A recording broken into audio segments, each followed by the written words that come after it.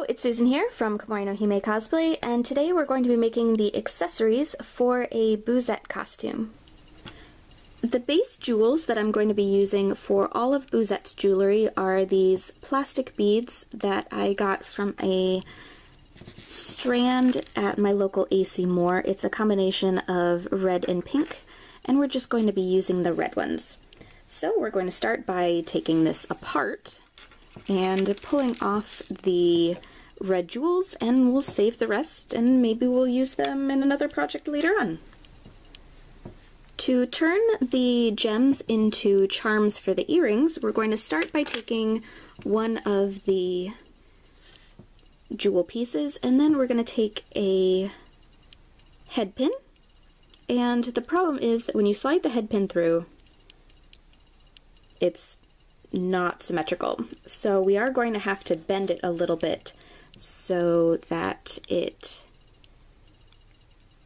looks like it's coming out of the top instead of coming out of the side of the jewel. And I'm just going to keep fussing with it with a pair of pliers.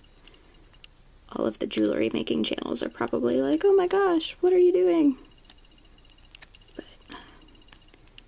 There we go, that's close enough. And then once we've got it bent, we're just going to take some pliers and snip away the excess wire, and then keep fiddling with it until we've got a loop at the top, and this is what's going to be used to attach the gem to the earring base.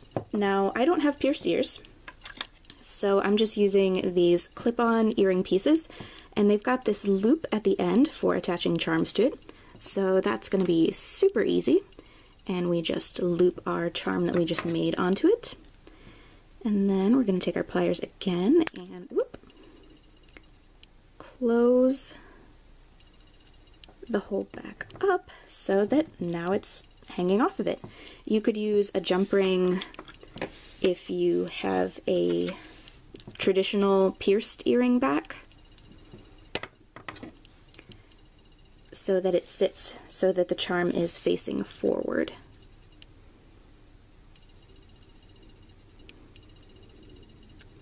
Because you could use spherical red beads, I couldn't find any that were the shape that I wanted, and this way I can have some extras to sew onto the dress for making the necklace, and I'm probably also going to just put one on the bodice of the dress as well. But for now, Boosette's earrings are done. For the base of Boosette's necklace, we're going to cut a length of some white ribbon long enough to go around the neck and tie in the back in a bow.